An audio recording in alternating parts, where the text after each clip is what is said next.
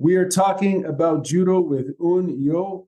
He's written an article on the KL.com blog. Check it out, KLJudo. KLJudo.com. Thank you. KLJudo.com. Let me repeat that. KLJudo.com. Check it out. In this interview, pardon me, we're going to be discussing an article he's written called "How Do You Develop a Throw?" Hello, Un. How are you doing? Great. Thanks for having me here. Well, thank you for joining us again.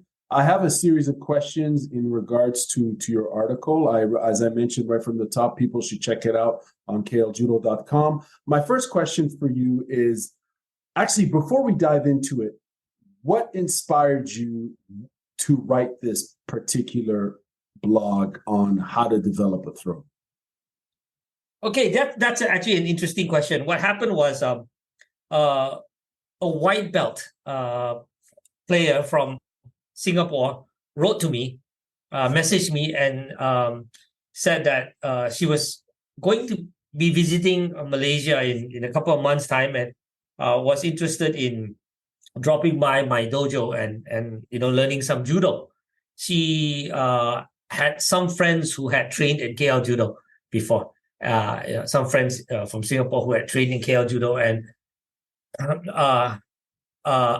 so she had heard good things about the club, and she wanted to visit and learn some judo, and she's a white belt despite having trained for about a year, because she didn't train that frequently. It was like on and off, and having some trouble developing a throw. And while I was chatting with her to know a little bit more about her judo and what she needs when she comes for the visit, she said something to the effect like, "I wish I could develop a throw," or "I wish I could, I could throw someone." So obviously she's learned techniques, but in a randori context, she's having difficulty getting a throw, and that's a common thing, right? I mean, a lot of beginners learn techniques, and they learn the techniques quite well, but they can't get it to work in a sparring situation, in a randori situation. So that comment by her sparked an idea in me to, why don't I do a deep dive into what it actually takes to develop a throw?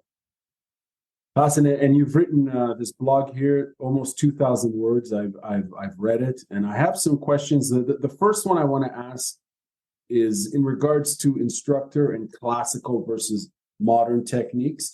Two-part question for you, sir. How do you suggest students approach learning if they are taught by an instructor who focuses on classical version of throws?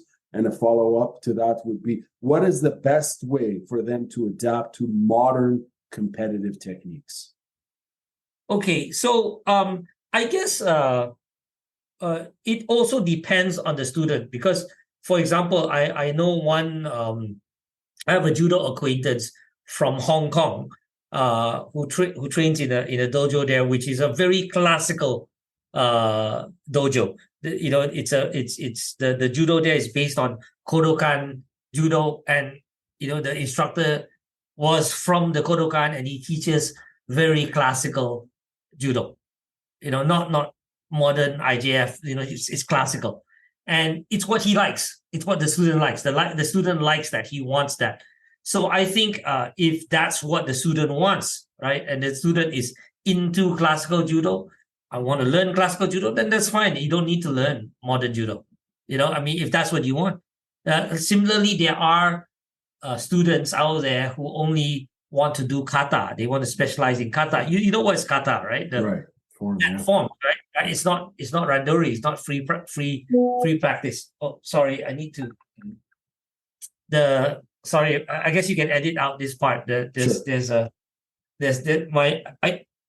don't seem to be able to turn off my WhatsApp. So let me turn off the sound here. No worries. That's a good thing that it's not live.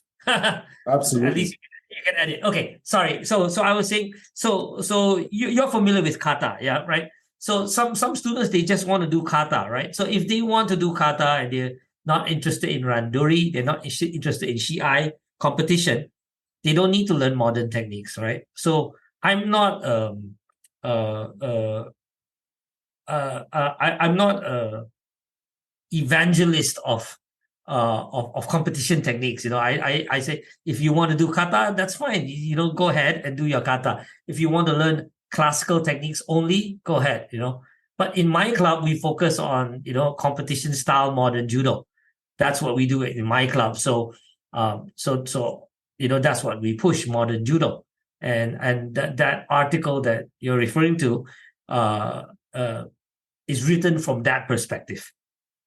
So if a student wants to learn modern judo, then there are ways to go about doing that. But I think it's important to point out that it's not necessarily something that I push for everybody. If you tell me you're interested in classical judo, you're not interested in modern judo, I say power to you. Go ahead and pursue your class. I'm not gonna evangelize and say, oh, you should adopt modern competitive judo. If that's not what you're interested in, please pursue what you're interested in. Okay. So, but if somebody is interested in modern competition judo, it is a problem if they're in a dojo that is very classical.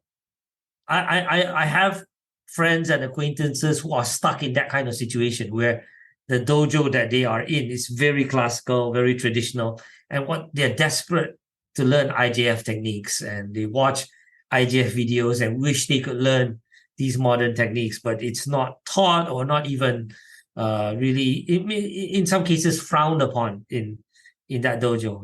And I myself have been in dojos earlier in my career. I have been in dojos where if you did a modern technique like a drop kataguruma, side takedown, they will frown upon it. They say that that's not real judo. That's a bastardization of what is classical judo. So I know where they're coming from. It's actually a bit of a problem if you're in a dojo where the emphasis is classical. And what I would say, first of all, is that if there is a dojo in your area that emphasizes more on competition, and that's what you're interested in, then probably you have to switch dojos. But what if, I guess the natural question is, what if there are no competitive dojos around, and your dojo is classical, the next dojo is also classical, the next dojo everywhere around you is classical, and that some people are caught in that type of situation, right? Then in such a situation, I guess the best you can do is you can learn from online resources. Nowadays, there are a lot of videos. Jimmy Pedro and Travis Stevens have a website called American Judo System where they teach modern competitive judo. Fighting Films has a website, Superstar Judo, where they teach modern competitive judo, and there are others, online where you can buy videos. You can buy, high quality instructional videos, sometimes from world and Olympic champions, and learn modern competitive judo. It's not the same thing as having a coach who can teach you that, a live coach who can teach you and guide you and give you feedback. It's not the same thing, but it's still better than nothing. And learning from video. And I guess that's what you have to turn to if you can't get it in your dojo, right? Right. Hopefully, even if they don't teach it, at least they tolerate it. That means in randori, if you were to do a modern competitive technique, they won't frown upon it and say that that's wrong. Hopefully they'll tolerate, as long as it works, it's clean, it's legal. Okay, we'll tolerate. We don't teach it, but if you're able to pull off that unusual technique and it's clean and legal and doesn't injure people, maybe they'll allow it. A real problem would arise if you do a nice clean technique, it's legal, it doesn't hurt anybody, and they still frown upon it and say that, well, that doesn't look classical, that's not real judo. Then that's really a problem. Right. If you're the type of person who is into competition judo and you're in that kind of dojo, you probably need to move to another dojo. Speaking of, you mentioned randori. I wanted to know, in terms of understanding resistance in randori, how can a judo practitioner systematically prepare for that active resistance encountered in randori? Can you elaborate on any specific drills or exercises that can simulate this resistance during practice? Actually, the best way uh to to get used to randori is to just dive into it and do randori, do lots of randori, and learn through trial and error. You can't. I mean, you could do some drills, I guess, but why do drills to prepare for randori when you can just do randori?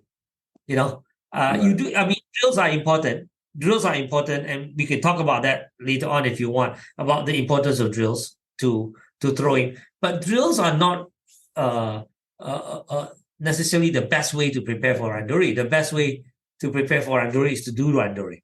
Just dive in and go in there and jump in. Jump into the deep end of the pool and just find your way around.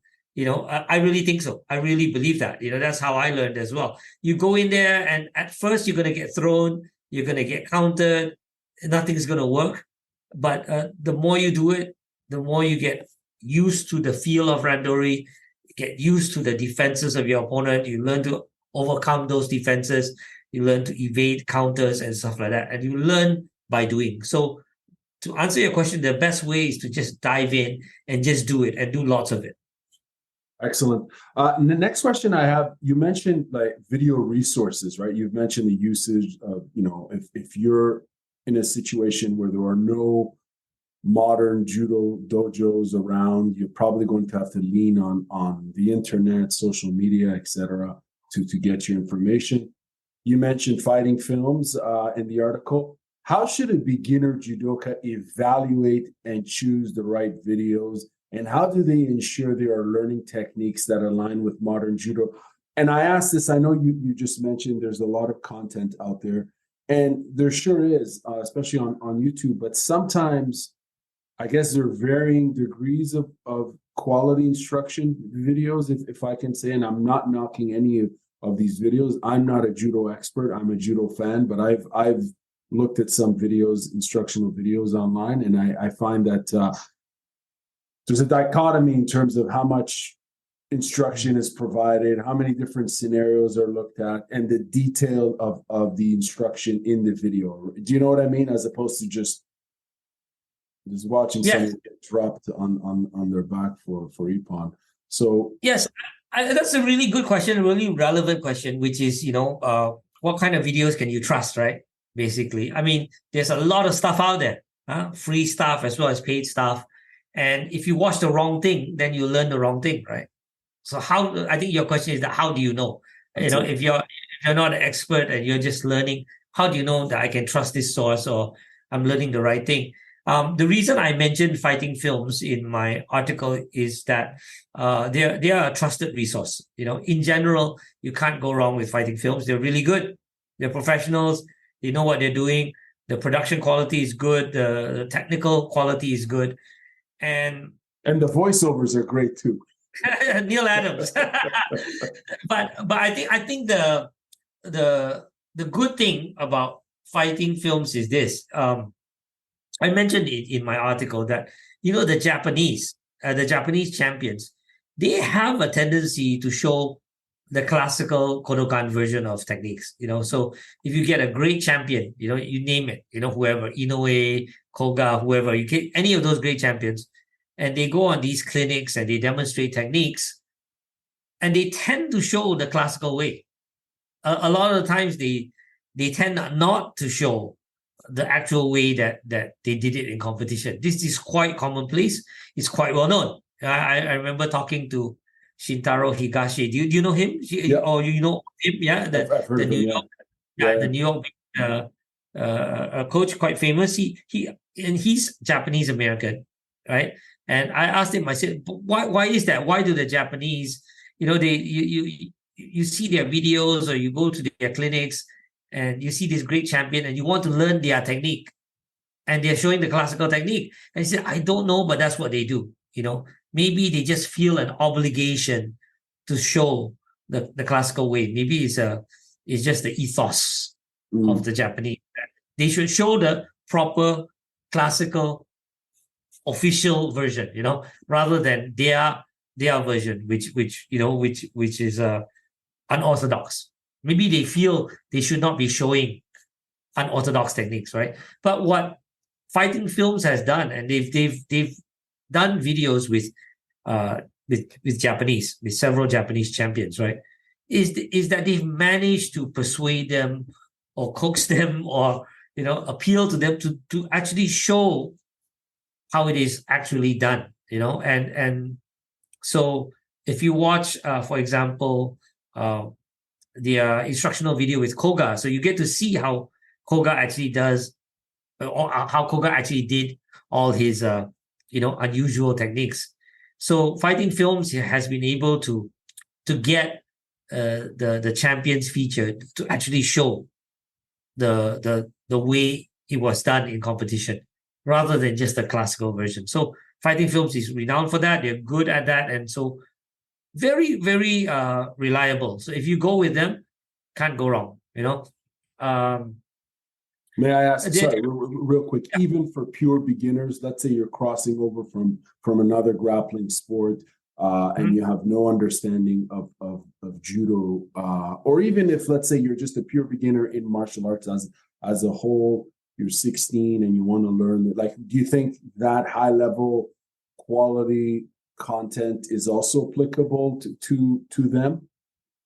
Good question. Really good question. I think it's a little bit above their. They'll go over their heads. I think it's sort of like, because it's very high level advanced stuff. So if you're an absolute beginner or you're not at all familiar with judo, let's say you do some other martial arts and you want to learn judo, most of the titles in Fighting Films are really advanced level, high level competition stuff by Olympic champions or world champions. So actually not that suitable. But having said that, there are a few titles that they have that cater specifically to beginners. So there is content in there that's suitable for beginners, but not all. And actually, the bulk of the content is quite advanced stuff. It's meant for, really, when I look at it, I think it's meant for black belts. It's meant for black belts to get even, or brown belts to get even. It's really not sort of meant for yellow belts, who don't even really know, or white belts who don't really even know techniques yet, So that's what I would say. Another really good source is Jimmy Pedro and Travis Stevens' website called American Judo System. You can look it up on Google, and they've got basic stuff. They've also got advanced stuff. So and those two are very credible, and the quality of the videos is very good. So I can recommend that as well. And they have actually quite a lot more of basic judo compared. They've got a lot of advanced stuff as well, but they I think deliberately try to cater to some beginners as well. So if you're a beginner or you're from some other martial arts or grappling sport and you want to learn judo, fundamentals of judo, it's a pretty good place to start, this American Judo System. Very interesting. I just want to quickly mention, I remember I'm familiar with Fighting Films, of course, and I remember they did one with they did maybe more than one with the Georgians, but I remember there was one with Trekishvili, I believe it was, demonstrating just various Uranagi setups and all that. And I remember, like, in terms of the camera angle and the way they captured it, it is fantastic. It is incredible. Even if you have no interest in judo or combat sports as a whole, even from a cinematography, if I can, you just want to watch it, right? It's incredible, man. It is stunning stuff. Like I'm embarrassed to say this, but I remember watching those clips because I love throws, especially lifts, man. There's just something incredible, and the landing and everything from both a visual, storytelling perspective, blah blah. But it's just stunning visuals, man. And and if I can ask just a quick follow up. Obviously, I'm interviewing you from Canada. we speak English here, we speak French, and I know that judo's a global sport. Obviously, there's resources that I've come across instructionals from different parts of the world where the video is not in English per se. It could be in Japanese, French, and so on. I guess what I'm asking is, do you know if there's any other series? I'm sorry to put you on the spot, but do you know if there's any other instructional series that are non-English that you would recommend, be it if it's Japanese instructional or from anywhere else in the world? Not really. I mean, they are not unlike BJJ, which has a lot of resources, right? There are a lot of websites selling BJJ instructionals, tons, right? In judo, there are not a lot of sources of that. There's fighting films, right? There's the American Judo System by Jamie Pedro and Travis Stevens, and there's this thing called, I'm sure you've heard of it, Judo Fanatics, which Travis Stevens is involved in, and that one they've got a lot of titles as well, and that's basically it. I mean, you've got a few other odd sites that sell judo videos, but these three are the main resources of videos. There are some there are some video productions from Japan, but they're not online. They're actually DVDs that you have to buy. You could buy them from Amazon Japan, but they're very expensive. And like I said, they tend to show very traditional judo. You buy a DVD from a great champion and you hope to see how he did it in the Olympics or the World Championships, and then you watch it and it's like, he's showing me Kodokan Judo, and you feel that you've just wasted your money. So I mean, there are several series of do you know this great late champion Koga? Have you heard of him? Yes, of course. Yeah, he passed away a few years ago. And he's done a whole bunch of videos. I mean, he's done many different series of videos, DVDs in Japan, and he's done one with fighting films, and the one with fighting films is the best. I mean, because the one in fighting films, he's showing what he did in competition, right? But I have bought DVDs of Koga from Japan, which is in Japanese, right? And he's showing techniques that he doesn't do. I mean, he's showing ouchigari. I've never seen him do ouchigari. He's showing uchimata, haraigoshi. These are not techniques that he does, so he's just like sort of teaching basic judo, and I didn't buy a Koga DVD to learn basic judo from him. That's not the purpose of buying a Koga DVD. I want to see how he did it at the Olympics, Right. So I wouldn't really recommend Japanese DVDs unless Japanese videos that are made by fighting films. Those are good. Yeah, and I just one last thing before we transition to the following question. I remember also seeing the Mongolians featured on fighting films on their series just to show their style of judo. And again, I thought that was a great addition to their collection, because all their videos are great. I think all their videos. I mean, production qualities are, absolutely, broadcast quality. Is the yeah. In the article, technical as well. The production values are really good, but it's not just good production values. The direction and everything is good. I mean, I do recommend it highly. For sure. We're just going to move on to the next question here. In the article, you've expressed some skepticism about the ongoing utility of uchikomi once a throw is learned. Can you elaborate more on this and explain why this traditional practice might not be as valuable in modern judo training? Yeah, I mean, this is a little bit of heresy on my part, right? Because if you go to any judo club, right, 99.9% of judo clubs will say, do more uchikomi, do more uchikomi. Uchikomi is essential. You have to do uchikomi. I remember, people saying things like, uchikomi is like, doing uchikomi is like sharpening a knife. If you have a knife and it becomes dull, and then you do more uchikomi, it becomes sharp, So that's the perception, But and indeed, the Japanese do a lot of uchikomi.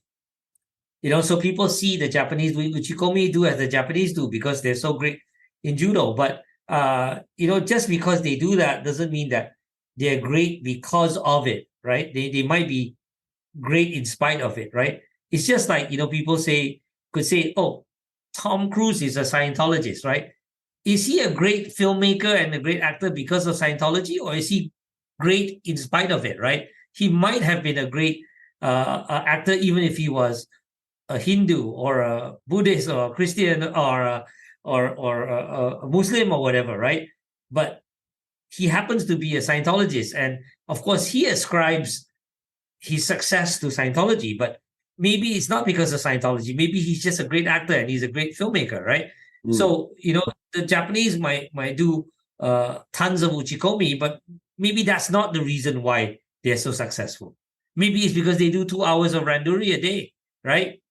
On top of the 1 hour. Just because they do uchikomi doesn't mean that that's the reason they're successful, right? And I'm convinced that that's not the reason that they're successful, because you see, uchikomi, I mean, for the uninitiated, those who are listening, they may not know what this means. Uchikomi is, I guess, the loosely translated as fit-ins, right? It's when you do the entry into a technique and you lift the person, but you don't finish the throw.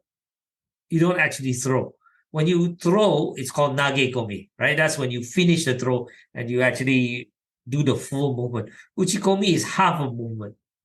You come in, you enter, and then you abort, right? So that's uchikomi. And it's useful when you're first learning a technique. When you're first learning a technique like ippon seoinage, right? A back carry throw. You need to learn how to enter into the throw, how to get the rotation, how to lift the person onto your back. You need to get that feeling, and you get that feeling through uchikomi. In that regard, uchikomi is very useful for you to learn the entry into the throw. It's very useful. What I'm saying is that once you've learned it, once you've mastered it, right? Like, for example, ippon seoinage is a technique I use, and I know it inside out. It's a technique that I know well. Why should I do uchikomi? There's no use. I already know it. The purpose of uchikomi is to teach you the entry into the technique. I already know the entry into the technique. Why do I need to do uchikomi when I already know the entry into the technique? So what I need to do is more randori. That's what I need to do. I need to fight people who are able to defend my seoinage, and then I need to come up with new ways to overcome those defenses, new ways to overcome counters to my seoinage. Uchikomi will do me no good. I already know the technique. If I already know the technique, I don't need to, like let's say you already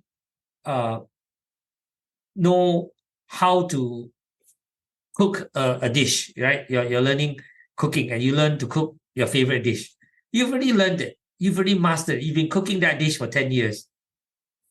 Do you need to read the recipe book again? You don't. You've already cooked it for 10 years. Right? You need that recipe book, and you need to learn the basics of cooking a dish when it's new to you. If I give you a new dish, you've never cooked it before, then you need the recipe, and then you need the methodology, right? But if you've been cooking it for 10 years or 20 years, you don't need the recipe book. So what I'm saying is that uchikomi is useless once you've already mastered the technique, And in fact, like I said, it's very useful for learning the entry into the technique, but that's all it teaches you, the entry. It doesn't even teach you how to finish the technique. To finish the technique, you need to do nagekomi. All right? So you have to do uchikomi, learn the entry, then you have to do nagekomi to learn the finishing. But uchikomi and nagekomi alone can't possibly be enough, because these are done against or on a cooperative partner, right? So in order to learn how to really do the throw, you have to do it against an uncooperative partner, a resisting partner. And that happens in randori. So randori is crucial. quick follow-ups here. There regarding randori. You mentioned that the Japanese will do. This is on the national team. They'll do 2 hours of randori, right? Yeah. Is that? I guess what I'm asking is, can you paint the picture from what you know in terms of their schedule, their training schedule? Are you saying they do randori, 2 hours of randori, 7 days a week? Yes, In they do it addition, practically every day. They might take maybe half a day off on Sunday. Some clubs might do that, but basically every day they do about an hour and a half to 2 hours of randori. They also do the Japanese spend a huge amount of time on warm-ups. The warm-ups can last anywhere from half an hour to an hour. Really, a lot of warm-ups, which Western judokas are not used to, because we don't do so much warm-ups. Like at my club, we don't really do a lot of warm-ups, right? They come in, we just warm up a little bit, we get going, with the program. But the Japanese, they do a lot of warm-ups. It's just part of the tradition. And so if you're not used to that, you might find it a little bit boring. But then, you see, at that level, when you're talking about national team level, high level judo, they've all got their techniques already. They just need to do the randori, right? They just need to do the randori, and so they don't really spend a lot of time on technical and stuff like that anymore. They go in there. It's just really randori heavy, right? They do a lot of randori, and that's the secret to their success. If you do that much randori, you get really good. And I know this is a big leap when I make this statement here, because when you say 2 hours of randori a day, obviously that's incredible, right? I mean, the average person, if the average person did that for a week, I mean, I don't know if they would be able to move on the 8th day. And I mean, we're comparing apples and oranges here, folks. Well, I should point out. I mean, this is something that I heard Jimmy Pedro speak about in a podcast that he did, where is that the randori that is done in Japan is actually a little bit different from the randori that is done in Europe, right? Because in Europe it's very physical. It's very physical. It almost feels like a competition. The randori is really hard. I mean, I trained in Europe, and there were times, for example, when fist fights would break out. I mean, it was that hard. I mean, I was in one session in the Budokwai in London when Wow. actually Neil Adams students came, and I was from the Camberley Club, and the Camberley Club was there, and there were other players from different clubs, and there was one time one of my friends got into a fist fight in the middle of a randori with one of Neil Adams' students, and they were throwing punches. We had to break it up and all that because it was that rough. It's really hard physical randori, and you can't possibly do 2 hours of that. But in Japan, the randori is a little bit different. It's more free flowing. It's not so hardcore.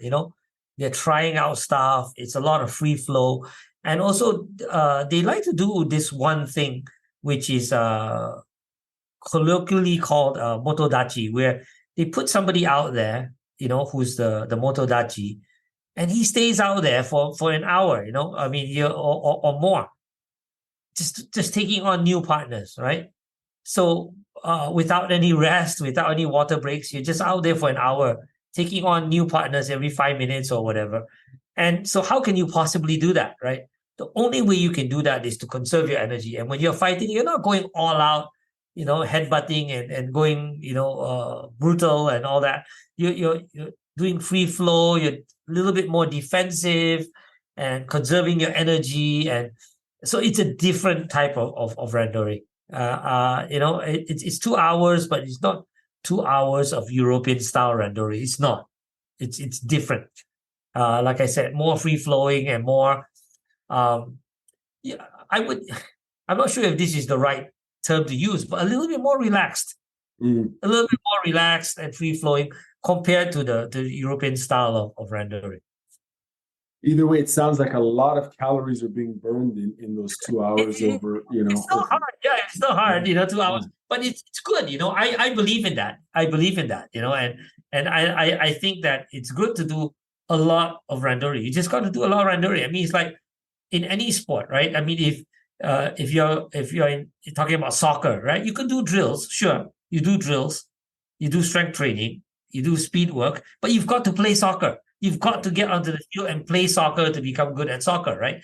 If you want to be a swimmer, right? Sure, they have drills that they do and strength training and different types of exercises. But at the end of the day, you've got to swim, right? If you're a marathon runner, you can do, strength training and stretching and drills and stuff like that. But at the end of the day, you got to hit the road and you got to run. If you're a basketball player, lots of drills, lots of, exercises, but you've got to play basketball, right? So what is playing judo? Playing judo is randori.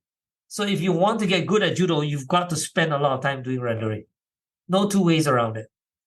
Quick follow-up before I give you the next question here, before I ask you the next question. How much randori does KL Judo? How much do you guys do? Okay. At the moment, we don't do as much as I would like for us to do. We try to do a minimum of half an hour. Okay. Minimum. But, on a good day when we have the right number of people and the right type of people, then we could do an hour, right? But that is quite rare because right now, we're a small club. We don't have a lot of people. And what I mean by the right type of people is, let's say you have a class on a particular day and, 70% of the class or 60% of the class are beginners. White belts who don't have technique. You can't do an hour of randori, right? They don't have the techniques to do randori. But in contrast, let's say you have a class and it's 90% experienced players, black belts, brown belts, blue belts, or green belts, people with experience, people who have technique, right? And everybody, 90 to 100% of the class is experienced. Then you can have more randori. So you have to cater to the class. If the class has a lot of beginners, you can't do so much randori. Right. And so it depends on the number of people that's available and also the level of the people who are present. I mean, obviously, if you only have 3 people on the mat on that day, you can't do that much, right? You could recycle and go round robin and okay, let's do the same randori 5, 7, 9, 10 times with the same partner. You could do that, and sometimes we do that, but you want to have variety if possible, right? If possible, you don't want to just do 10 randoris with the same person, right? If you have to, you do it, but ideally you have different partners to randori with, but sometimes the number of people on the mat is not there. Yeah, so right. So my hope is that over time we will grow the club so that 2 things happen. Number one, we have more people, just the number of people is increases, and also more, a higher number of experienced people, so that we could have, maybe even a day that's designated just for randori, and we just do 2 hours of randori like the Japanese. I would love that, if we could do that. Okay. Today, Wednesday, is a randori day. All right, we only do randori. I would love that. But it will take time. You have to grow your club to a point where you have sufficient number of members and, a sufficient number of experienced players. In the article, in terms of adaptation and variation, how does a judoka adapt? Let me repeat that. How does a judoka adapt a throw to a different opponent with various body types and strategies? And how much variations from the learned technique is advisable to make it work in different contexts? Okay, great question. I think one of the biggest mistakes that beginners make is that if they've successfully developed a technique against a specific training partner, let's say I'm training with you and I've been working with you for weeks or months on a technique. Let's say it's Seoh Nage, right? And I've been working with you and I've managed to figure out a version of Seoh Nage that works on you. Whenever we randori, I usually catch you once or twice with it. and it works really well for you. But you're of a certain body type, a certain weight, a certain height. It doesn't mean that that technique will work on another person who is a different body type, different weight, different height, different movement styles, and it would be a mistake to try to use the exact same technique on another person with a different body type. But that's a common mistake that beginners make, and sometimes it can be actually dangerous. Okay, for example, let's say you do seoinage against, let's say you're a 60 kilo player and you do it against another 60 kilo player. You do that particular seoinage and it works, right? And then you meet, sometimes in the dojo, you have to fight somebody bigger. That's quite common. And you happen to go up against a guy who's 90 kilos, 60 kilos and 90 kilos, right? By right, you should be focusing on ashiwaza, foot sweeps, and slightly more defensive type things. And you come in for a seoinage, you get crushed by the 90 kilo guy. If the 90 kilo guy is not, if he's experienced, he'll know how to avoid injuring you. What if he's not experienced? And you come in and try to throw him and he crushes you. You could break up some bones, or worse, right? Because you're doing the technique that works on a 60 kilo guy. It's not going to work on a 90 kilo guy. You got to do something else, right? Maybe you need to do drop seoinage, or maybe you need to do, a different version, not the version that works on a 60 kilo player. Or maybe seoinage may not work against a 90 kilo guy. Maybe you need to focus on other techniques. You can't fight everybody the same way, right? But so your question is that how many different variations? I don't think that there's a number. I mean, every person you fight is different, and through trial and error, doing lots of randori, you figure out ways to make it work.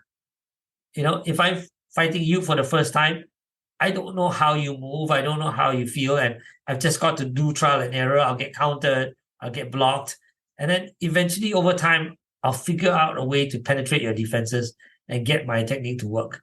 But there's no limit. I mean, if I've got 10 different training partners, maybe I have to come up with 10 different variations. Not major differences. Sometimes it's just a small difference. Maybe a little bit different in terms of the gripping. Maybe a little bit deeper entry. Maybe a little bit wider entry. Maybe a drop. It's not something very radical. Maybe it's just a small tweak just to make it work. In the article, you mentioned the importance of complementary throws, right? You touched on the concept of having complementary throws, like coupling the ippon seoinage and the kuchimaki komi. Yes. Can you elaborate on the process of selecting and integrating these complementary techniques? Okay, so in the world of judo, complementary throws, or throws that go well together with throws that go well together are quite well established. Right? You don't really have to discover them. Like, for example, if you ask any experienced competitive coach, what can I do? What can I do with my ippon seoinage? Right? The coach will tell you, kuchimaki komi. Right? That's a very established throw that goes well with ippon seoinage. Right? They might say, do ippon osoto. That works well as well. And so, for any throw that you mentioned, there are, a number of complementary throws that are well established. And if you have a good coach, or you have good video resources that you can refer to, fighting films, the Jimmy Pedro stuff that I mentioned, they'll show you what those complementary throws are. So you don't have to discover them or invent them. They're pretty established. These are all very well established, and you'll see them also on on videos put out by the IJF, right? The IJF World Tour. You watch the World Tour, you'll see players doing complementary throws, right? And you can get ideas from there. But like I said, these are well established. There's no need to try to invent something new. You just have to do a little bit of research and you can figure them out, right? Okay, I do Uchimata. What goes well with Uchimata? These are all established. Kochigari goes well with Uchimata, for example. Right. Yeah. If I could just, no pun intended, I guess, throw in something in here, like in terms of if we're talking about the IGF circuit, and you mentioned, these sequence of throws, these complementary throws are well established. Which, in your opinion, which country or competitor comes to mind when you think of the most unexpected sequence of complementary throws that you wouldn't expect? Do you know what I mean? Like unorthodox. Yeah, like which, when you see it, you're like, this makes it's amazing that this even worked. It's almost luck. It's an anomaly in the sense that it's just too random to make sense. Which country or player has the most unconventional sequence or trajectory? I know a lot of it is situational. Sorry, go ahead. Yeah. I think the most conventional ones would be Japan, of course, right? Right. Japan are really good at combinations, but very classical, and it's expected, right? I would say a lot of in general unorthodox judo, not just combinations, but unorthodox judo, comes from places like Georgia, Azerbaijan, Uzbekistan, Kazakhstan, to a certain extent, Russia as well. These type of places, they produce Mongolia, right? Very unorthodox judo, right? Sometimes you see unorthodox stuff come out of Korea as well. Sometimes you do see that, but interestingly, a lot of these, a lot of judo from so-called Western democracies are actually quite kind of orthodox. American judo is very influenced by Japanese judo. Canadian judo is very influenced by Japanese. So is Brazilian judo. And you go to when you go to France and Germany and Spain and the UK, a lot of the judo is pretty conventional relative to what you see from Georgia or Azerbaijan or Mongolia or Kazakhstan. I mean, of course, you have the occasional player who's very unorthodox from France or from Germany, and so on. But in general, the judo in these Western democracies tend to be more classical, actually. If you look at Neil Adams' judo, I mean, this is some time back, but Neil Adams' judo was very classical, very beautiful classical judo. It wasn't unorthodox, And if you look at Mike Swain from the United States, he was the first American male world champion. It's very Japanese style judo. In fact, he trained in Japan, and his judo is very classical, very beautiful. I mean, from Canada, this Kyle Reyes fella, his judo is very beautiful classical judo, So not very unorthodox at all. So if you want to see very unusual judo, it'll be from places like Georgia and so on. Years ago,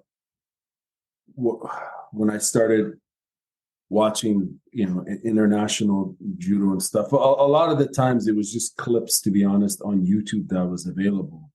And I remember, this is not that long ago, but it's long ago enough. Do you remember Sobirov?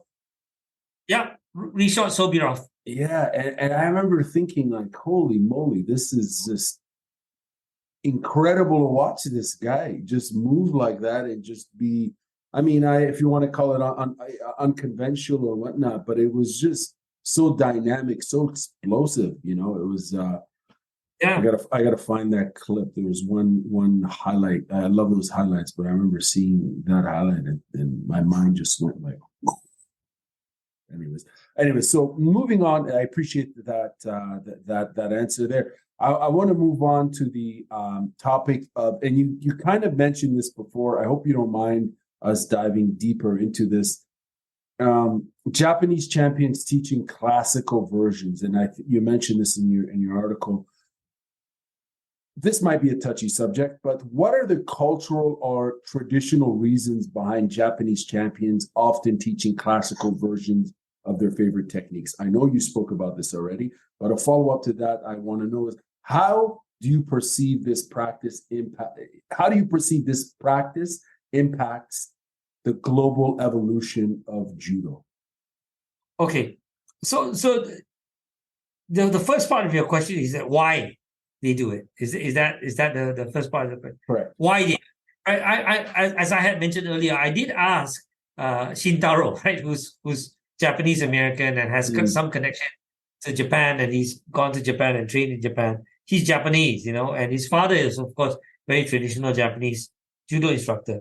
Asked him why, and he says he's not sure himself, but it's what they do, right? And if I had to speculate, I think the reason has to do with just tradition. They feel an obligation to demonstrate the traditional technique, because they all respect the Kodokan. The Kodokan has an established official traditional version of the technique, and they feel a kind of obligation or a duty to present the classical version. And maybe they feel it's wrong to show an unorthodox version. It's okay to do it in competition and get an ippon and win a gold medal, but it's not okay to show it. I'm just guessing.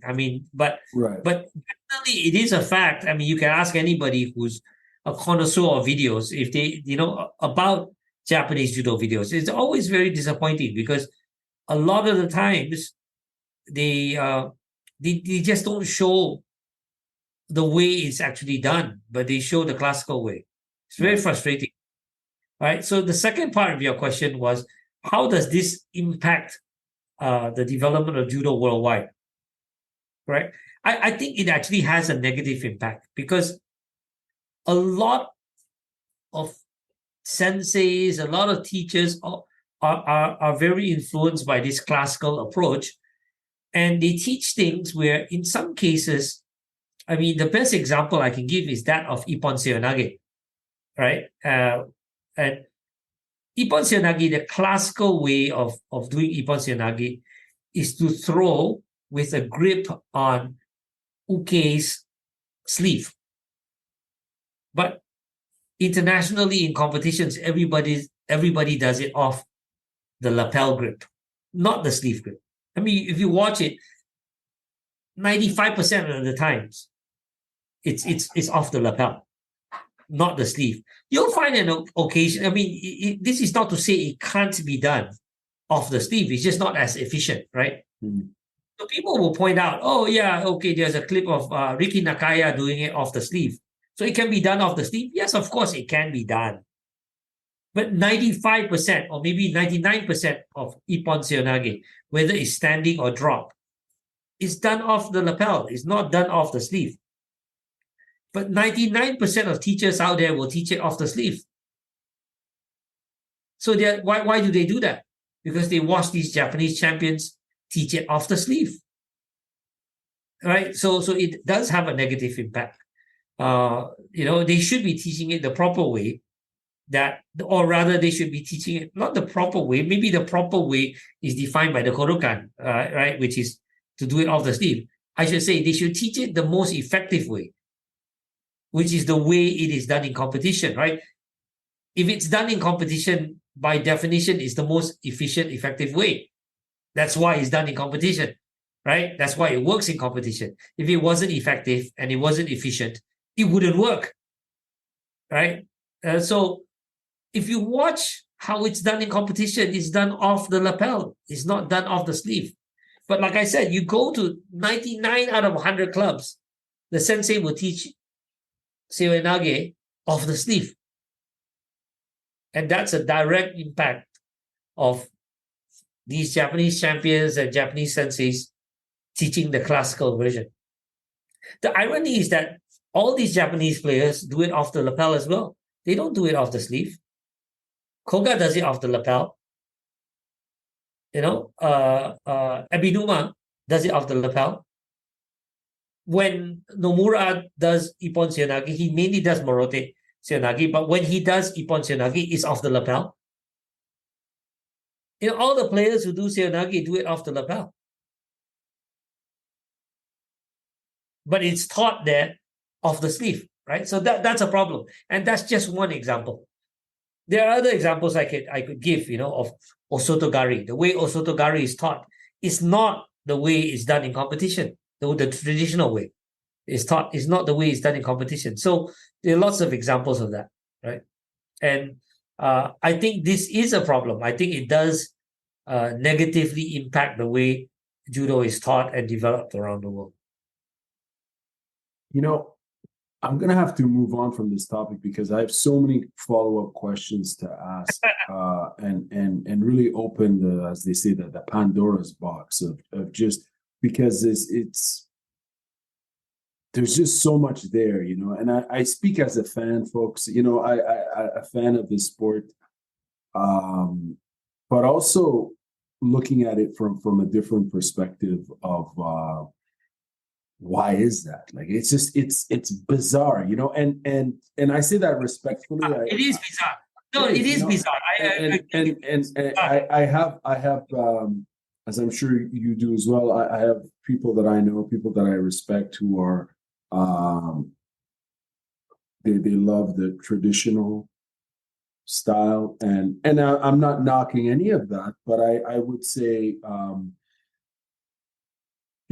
if you look at other sports, what would be the most similar analogy, as you mentioned, the vis-a-vis the sleeve versus the lapel? I guess from a communication perspective, what analogy could we use? It doesn't have to be sports related, but because it sounds to me you're describing a scenario where in competition that is the most realistic scenario you can get. No, I tell you, I've had this conversation with one of my students before who was learning competition judo, and we came up with this conclusion. This is going to be controversial, and many will say it's heresy, but I would say that judo stands out as probably the only sport, the only Olympic sport, where the way it is taught in most clubs, right, it's not the way the game is played. Right. Whereas, in other Olympic sports, right, you're taught the way it's played. You're not taught a classical version that doesn't really apply in competition. You're taught the competition version in virtually every other sport.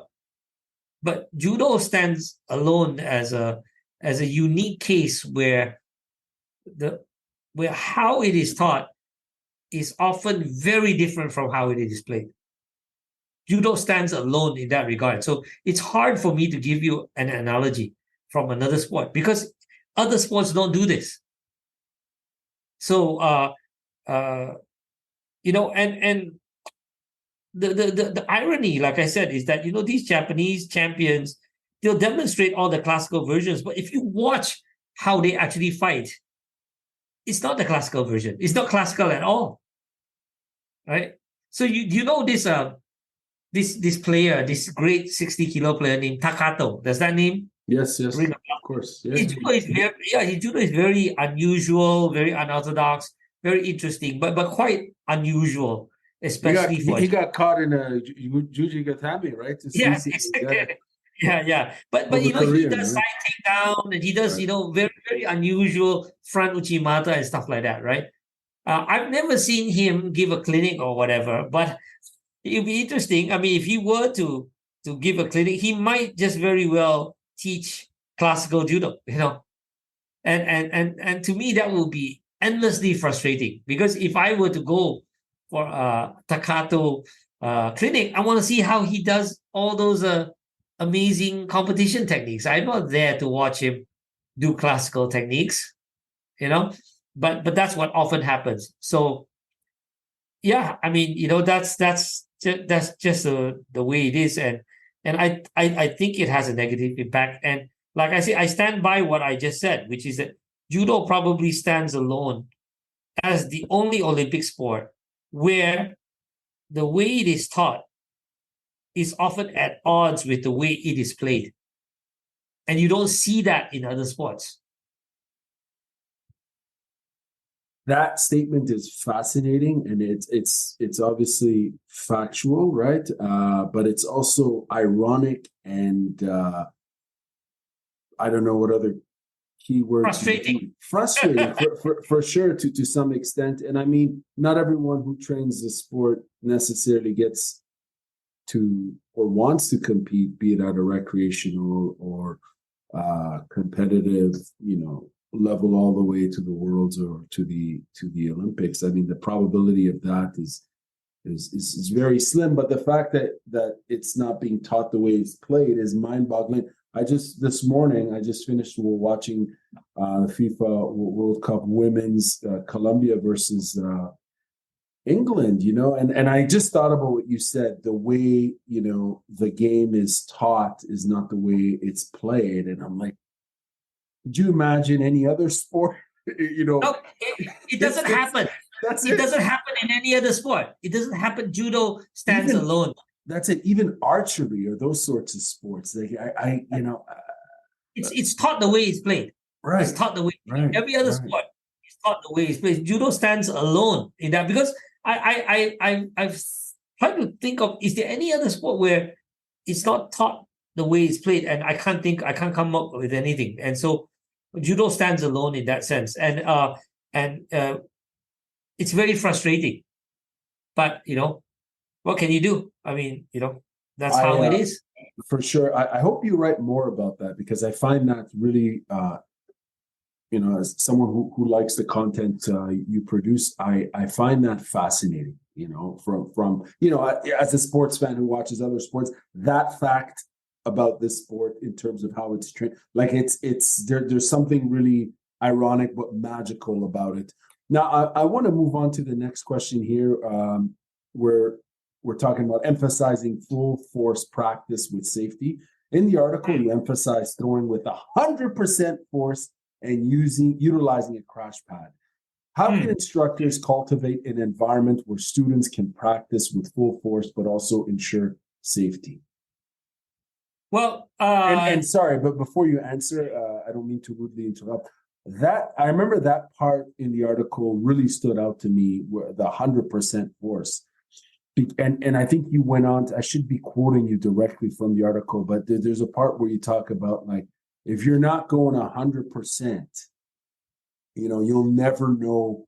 I'm paraphrasing here, correct me if I'm wrong, but you won't know what it feels to fully throw an opponent, right? And I found that really interesting. Well, you see, in many judo, again, this classical thing comes into play, where we just talked about how the way it is taught or the way it's practiced is not the way it is played, right? Well, this has direct relevance to your question here. In many judo clubs, not in all, but in many judo clubs, they don't use crash pads. Certainly in traditional judo clubs, they don't use crash pads, right? So when players throw, when do throwing practice, when they do nage komi, when they're doing repeated throwing practice, what they do to save their uke from being battered, right, is that they'll lift a little bit. They'll throw, and just as the uke is about to impact on the ground, they actually literally lift up to cushion the impact, right? Mm. If not, if you throw somebody with Ippon Seonagi 20 times with full impact, they'll die, I mean, they'll be in the hospital. I mean, you can't take 20 throws, repeatedly without a crash pad, right? So when they do it, they lift a little bit so that it cushions the impact, right? But that's not the way you throw. That's not how you learn to throw, right? So we've had visitors come to our judo club before who come from dojos where they don't use crash pads. And although we had a crash pad in place, a thick crash pad, and we said, throw with all your might, just go all out, there's a crash pad. Don't worry about it. Psychologically, they could not get themselves to do it. They could not, because they don't want to hurt their opponent, their partner. And I told them, your partner is going to be fine. There's a crash pad to cushion the impact, but they couldn't bring themselves to do it.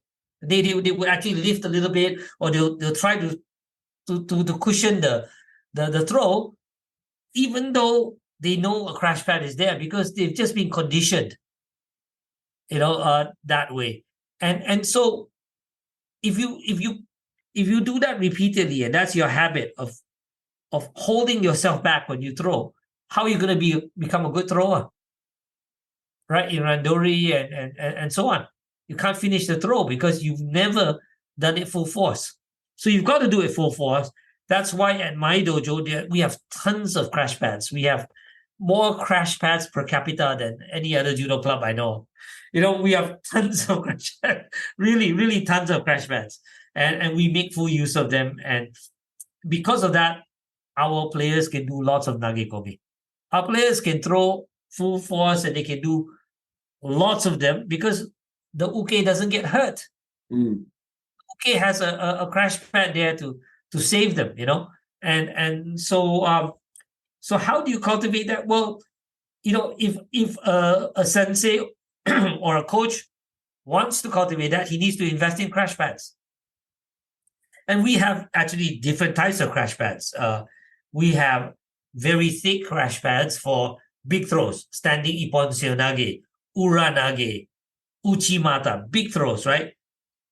Where the opponent flies through the air and lands, slam on the mat. We have thick crash pads. We even have thin crash pads for drop seonage, for drop techniques, or techniques where the impact is not so hard, but it's more of a drop, right? Or a rolling technique, right? More of a rolling technique. Then we use thin crash pads. So we have different types of crash pads, and we have lots of them. It's interesting because I've seen the videos on the KL Judo Instagram of you guys utilizing the various crash pads. And I've never actually seen the small. You have like the big crash pads, and then you have different sizes. I'm only familiar with the big ones, like they're about, say, maybe a foot, 30 centimeters or something like that. No, pardon me, more than that, more like 2 feet. So, like the larger crash pads. Yeah. Anyways, I've only seen those in terms of around here, but I've never seen all the various different sizes. Yeah. It's cool that you guys have a lot. I had a follow-up question in regards. Well, I got tell you a story, an interesting story about this, to show you how this traditional attitude about not using crash pad prevails, right? I posted these videos on YouTube and social media and so on. Right. And somebody somewhere, commentator posted something. I think it was on YouTube or maybe it was Facebook or something like that. And he says, "Very nice throws, you guys, but why do your players use crash pads? Don't they know how to break fall?" And so I mean, I didn't even bother to respond, right? Because it's obviously a sarcastic comment, and Right. I mean, it has nothing to do with whether you know how to break fall or not. We're gonna throw our partner 30 times or 50 times. They better use a crash pad, Right. If they don't use a crash pad, we have to take our partner out in a stretcher. That's right. So yeah. So but that type of comment, yeah. So that type of comment tells you the prevailing attitude. Oh, great throws, guy, but great throws, guys. But don't your players know how to break fall? I mean, come on. What does that have to do with break fall, right? I mean, if you do an uranage, or what's a habarelli technique? Oh yes, yeah. Imagine a habarelli technique or a uranage, and try doing that 10 times on a mat without a crash pad, right? Do not do that without a crash pad timeout. Exactly. Right? But it doesn't have to be a throw that big. I mean, even say oinage or tayatoshi. You throw somebody 20 times with tayatoshi, they'll be black and blue. That's right. And you want to have a training partner the next day, right? So, there's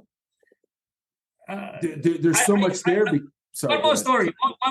Sorry, gotta tell you one more story. I'm a coach from Germany. From back in the day when I was training, I was training in Germany, and this coach was telling me about his time in Japan, and he used to train in Japan in the 60s. He was a competitor from Germany, and one of his of the people that he got to know at that time was a legendary Japanese Olympic champion named Isao Okano. I'm not sure if you've heard of that name. I've heard the name, Yeah, legendary person.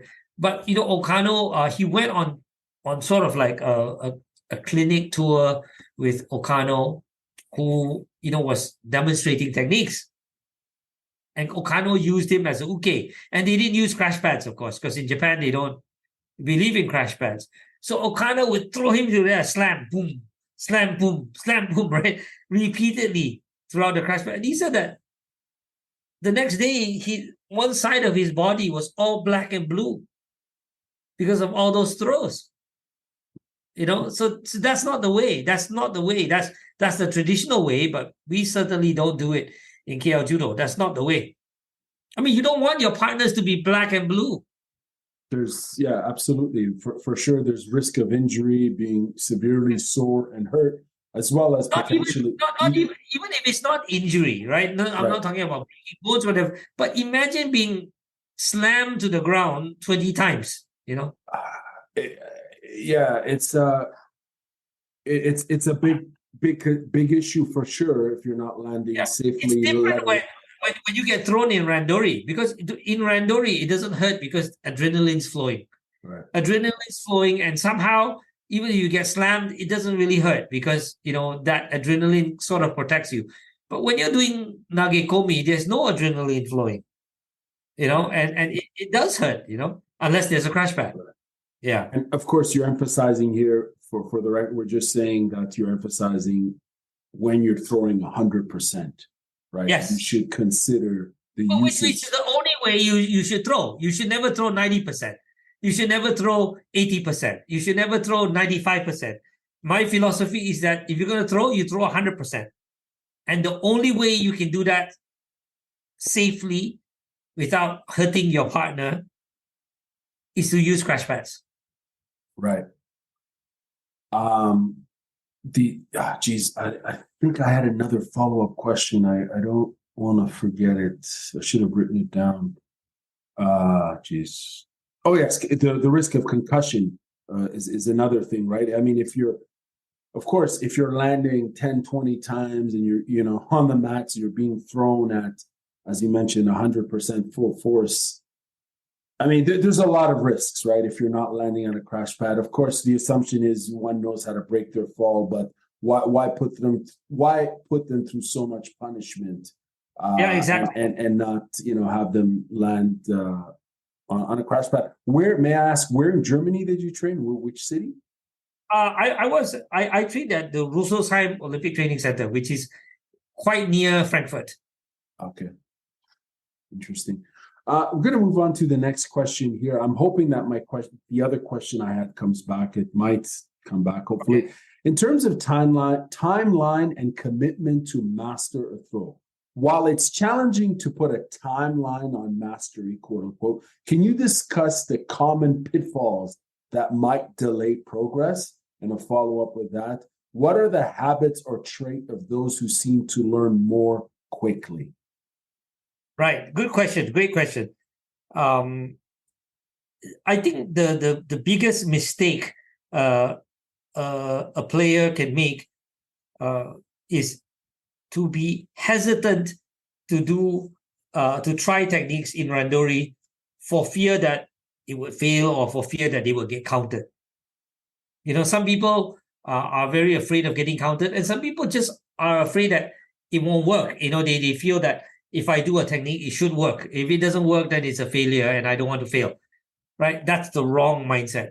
You got to fail many times. You got to try, and I often tell my players that every time your technique doesn't work, you're learning something new. You're learning yet another way the technique doesn't work. So if you keep on doing it, eventually you'll run out of ways for the technique not to work. And then you'll come up with a way for it to work, right? So you just got to try. You've got to try until it finally works, until you come up with a way to make it work.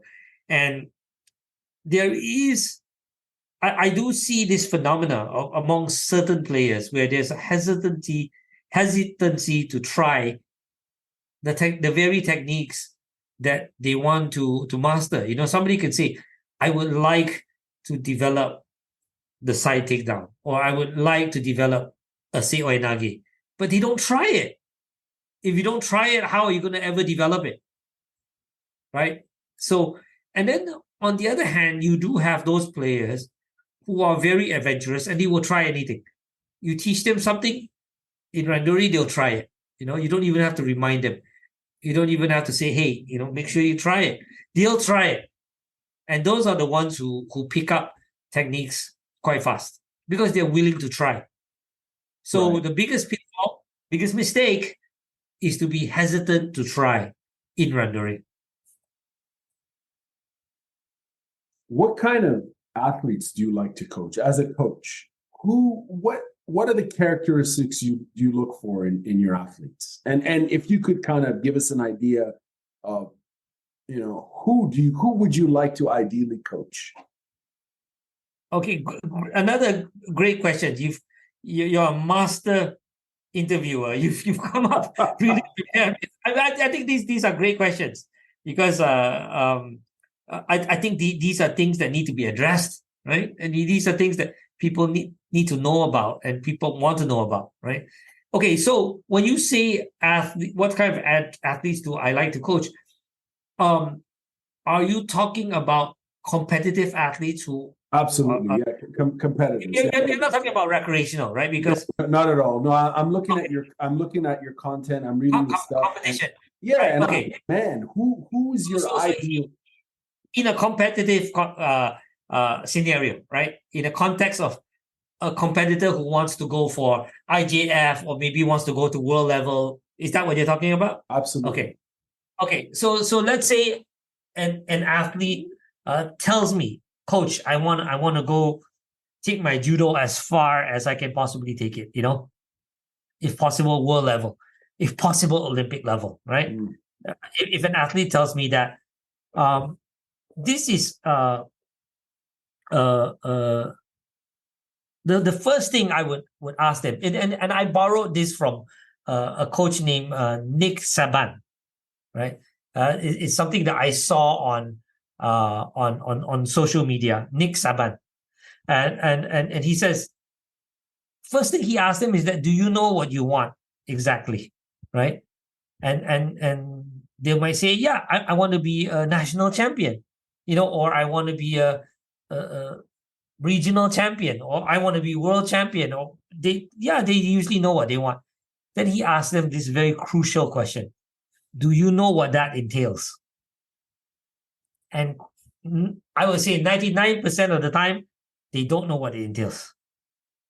Most of the time, they grossly underestimate what it entails. And they think that, oh, yeah, maybe I'll train 3 times a week and, you know, I'll become world champion. No, you won't become world champion training 3 times a week. You won't become world champion training 5 times a week. You got to train full time, right? You got to, if you want to be world champion.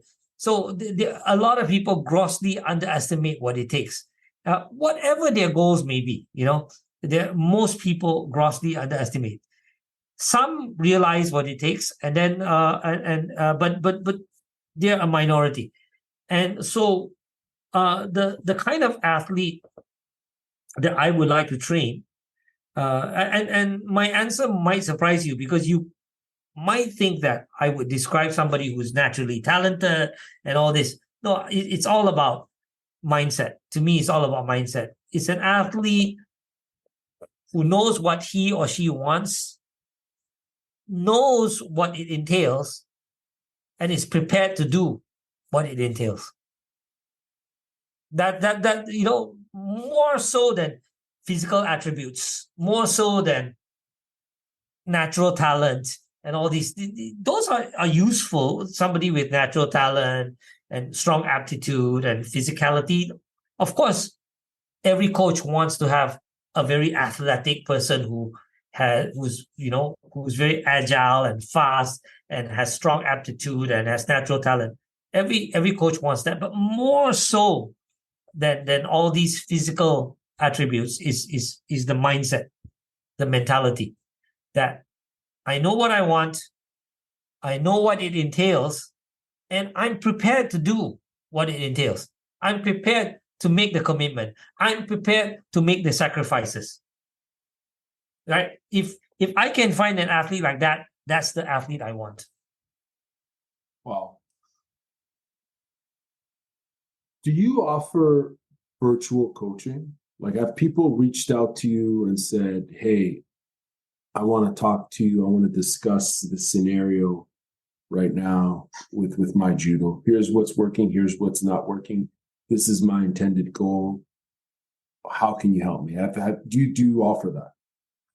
I don't currently offer that in any kind of formal capacity, but because I put a lot of stuff online through the Right. website, social media, sometimes people will message me out of the blue, from other places, sometimes from other states in Malaysia, sometimes from out of the country, and and ask questions. And sometimes it does lead to interesting conversations, but sometimes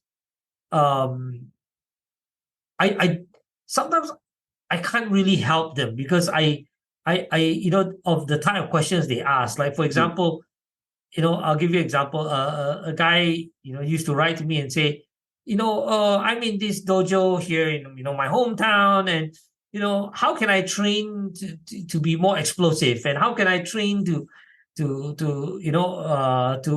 develop more anaerobic capacity. I mean, these type of stuff, for one thing, you can just Google online and look it up, right? Right. And then secondly, I don't know you see, I'm also very careful to offer advice when when they come from another dojo, and that dojo may have its own culture, and their sensei may be very sensitive about how about their players getting advice from other coaches and all that. So I when somebody tells me things like that, they're from this dojo and they're not really getting what they want and they want advice from me, I'm a little bit careful about offering advice there, right? But where I've had good conversations is from individuals who are actually quite well versed with judo, but and they know the players on the IGF circuit, and they actually have a decent understanding of judo, and they're not asking very general, broad questions like how can I improve my throws? That's too broad. Right. They might ask me. Where I find it interesting is that sometimes they'll send me a clip and they say, Takato is doing this move. Is he just being opportunistic, or does that look like a planned move to you? And did he engineer it, right? And then I will look at the clip and then I'll give him my opinion. So those kind of stuff I find interesting. But what I don't find interesting is, like, for example, there was one guy who saw some clips that we did on YouTube, and he will post something like, "Can you get one of your students to demonstrate Sankaku Jime? I want to learn Sankaku Jime." I said, "Can't you Google that? I mean, why are you asking me to purposely make a clip of Sankaku Jime for you? I mean, that type of stuff I'm not interested in entertaining, but if somebody shows me a clip and says, "Wow, have you seen this move before? What is he actually doing? Was that grip an anomaly, or is that something that he's deliberately does, to as a precursor to an attack?" Okay, that type of conversation I like to have. So I don't get a lot of those, but sometimes it does happen, and I find those interesting. But I don't offer it in any formal capacity. But I do surprisingly get questions occasionally from people from around the world, who would send questions and ask me some things, not such detailed questions as your well-crafted questions, but yeah, I do get questions. I appreciate that answer. I'm sure you get a lot of questions. I see some of these questions sometimes on Not your. a lot, not a lot. It's not like I'm barraged with questions. No, but really people do ask. Yes. Pardon me, I meant to say also comments. Sometimes there are comments that people will leave, and of course, you run the KL Judo blog, but you also have other well-known Judo crazy. That's right, judo related content. And I guess I didn't have this in my original set of questions here, and our interview's almost done, but I want to know, in terms of ignorance in the martial arts / judo community, as someone who's been following the sport and communicating on it and reporting on it, do you find there's a lot of ignorance based on some comments that you see, like, oh, they know how to break falls, right? So why are they using crash pad? Like, sure, snarky, sort of sarcastic things. And I mean, those comments are probably not the key performance indicators of what ignorance is within the judo community per se, but they speak towards maybe something, I guess. I don't know whether it's ignorance or more of like you do have a lot of Mr. Know-it-alls, who comment, and the people who comment usually are Mr. Know-it-alls. And I find, especially on Judo Crazy, right? I might post a technique, and and I'll say, oh, nice ashiguruma by Takato, for example. And you'll always get people saying, that's not ashiguruma, that's haraigoshi.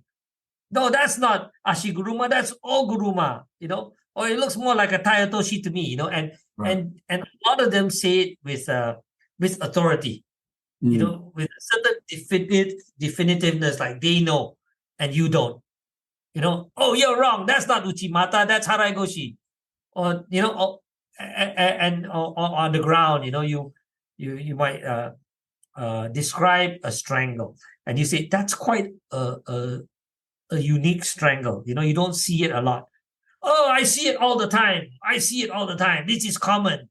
I mean, people will post comments like that. Right. Or you'll say, oh, this technique hasn't, been around for a while, and we're seeing a re-emergence of it. No, it's been around. It's very common. They'll write comments like Mr. Know-it-alls. You get a lot of that. Wow. Yeah. So people who are very sure of themselves that they know better than you. Very, very interesting, my friend. Well, thank you very much for your time. I've taken about 90 minutes of your time. We've explored all of this. I did have one last question here. If it's up to you if you want to answer it or not. I believe you did answer it right from the top in a very proactive, positive, and diplomatic way. But I'll ask you if you want before we finish this. This one's called Critique on Classical Approach. The article critiques the classical approach, indicating that it might not work in modern randori. Do you believe that the classical approach still holds any merit or value in contemporary judo? Why or why not? Okay, well, I mean, some techniques, some classical versions of techniques do work. Like, for example, do you know what's called uchigari? Are you familiar with it? Of course. Yeah. So the classical version of kouchigari works well. So it's fine. Classical version of kouchigari works well. And so I have no issues with that. So I'm not a person who would make a blanket statement that all classical techniques are useless. That's not true. There are classical versions of techniques that work perfectly. And if they do work and they are seen in competition, which means that they work. If they're seen in competition, obviously they work, right? By definition, they work. Then I'll be glad to embrace it and teach it. But the problem is that oftentimes the classical techniques don't work. But not all classical techniques don't work. Some do work.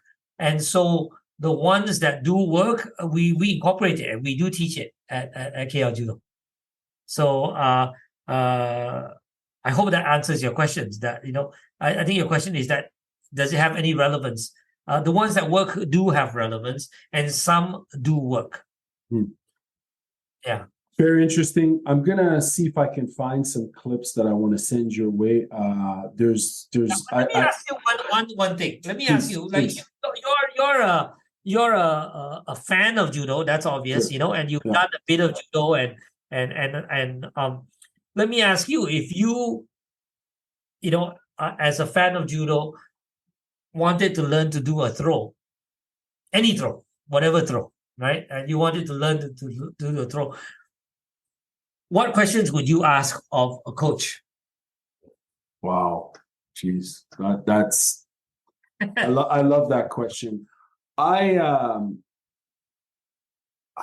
So I've had different coaches over the years, and I've seen different coaches coach, and I've like informally spoken to different coaches.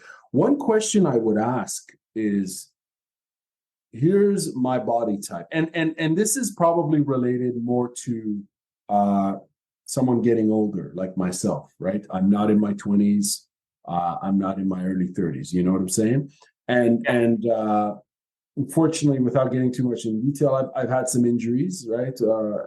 I've been dealing with some stuff, and I'm okay, but I'm just saying I'm on my way back, slowly but surely. One question I would really ask, I'd be curious to ask in general, is here's my body type, here's my level of mobility, here's my strength.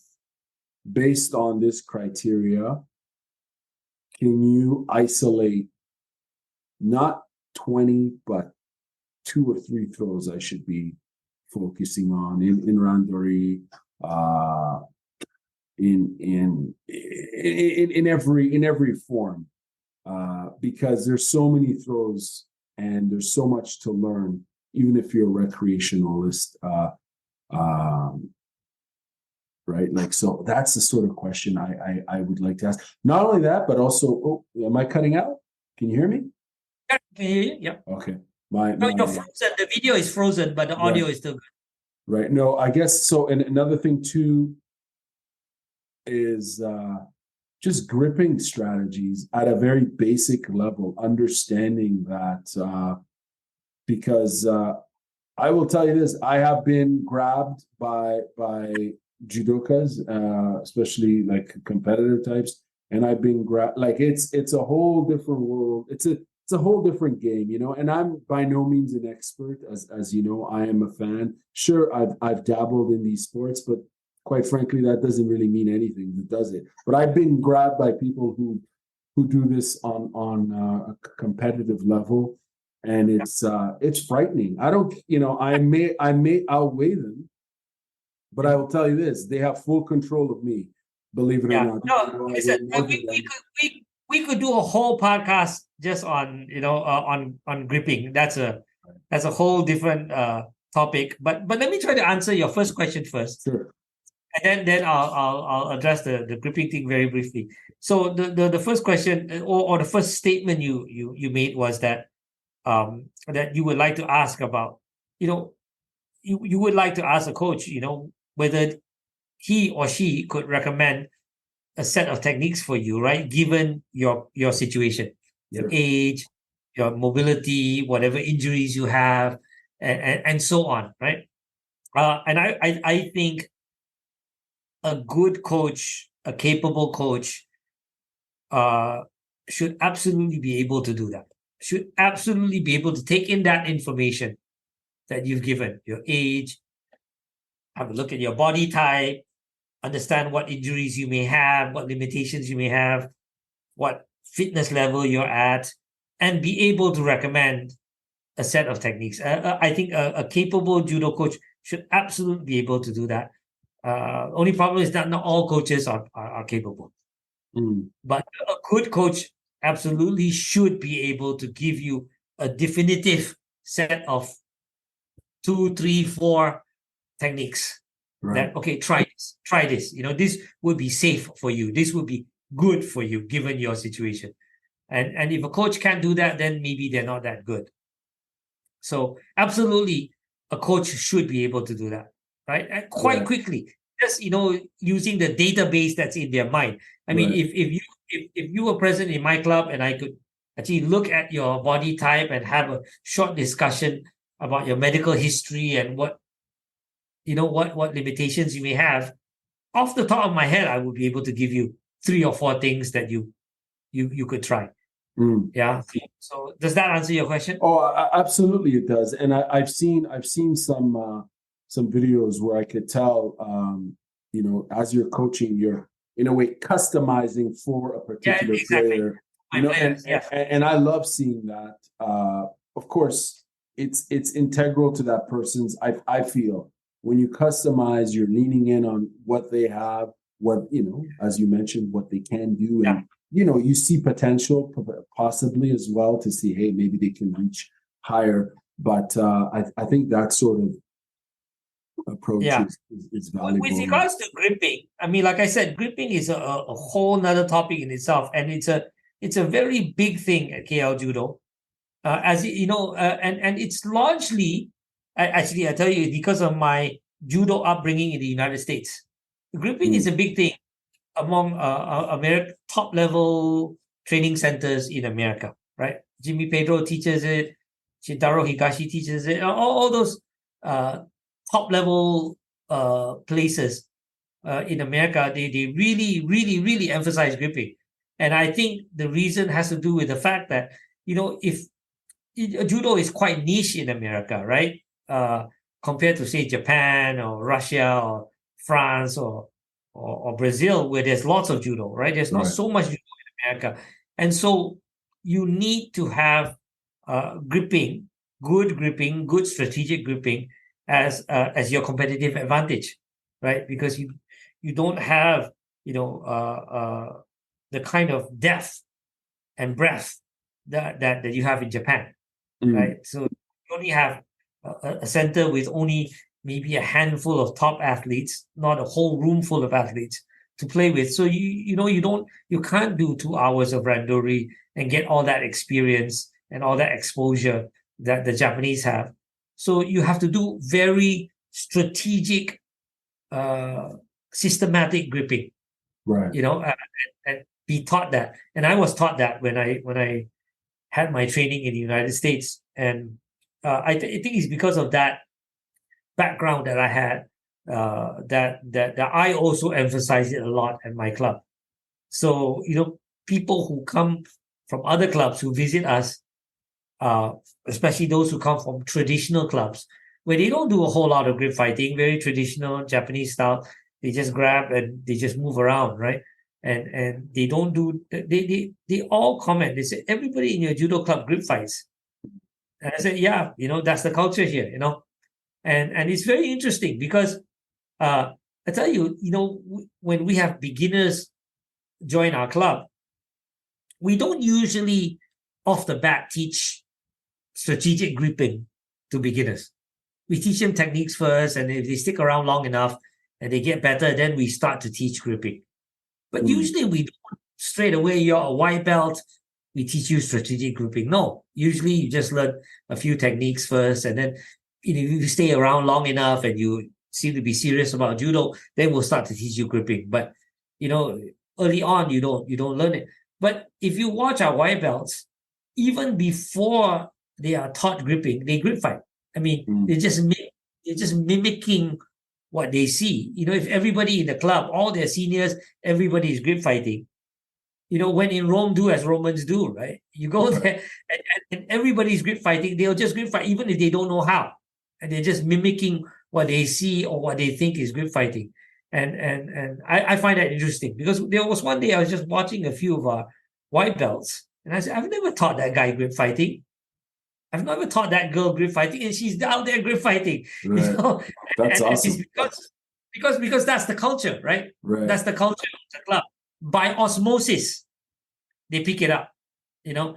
And so, Fascinating. but let's save this for another podcast where we can just do an entire 90 minutes on gripping.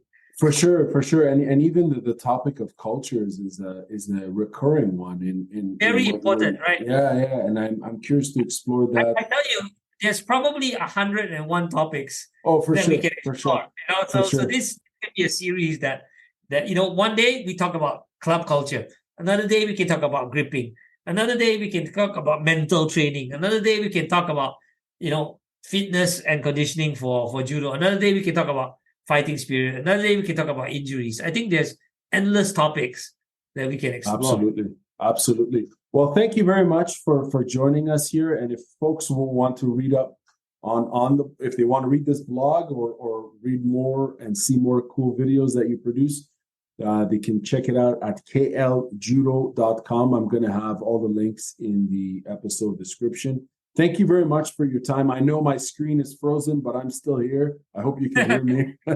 Yeah, I can do. All right, thanks very much. You know, I have to say, excellent questions. You know, excellent questions. You really came up with you know, the kind of questions that I would like to answer.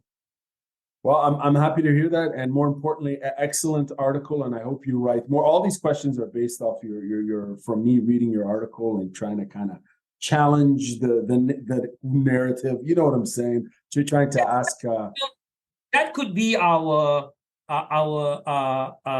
modus operandi. You know, where Sure. maybe I'll write an article about gripping, and then you can read that article about gripping, and from there you can come up with questions. You know, That works for me, man. Yeah, love that. all right, All right. okay, Have a good day all right, or good evening. Bye bye. Good night. bye.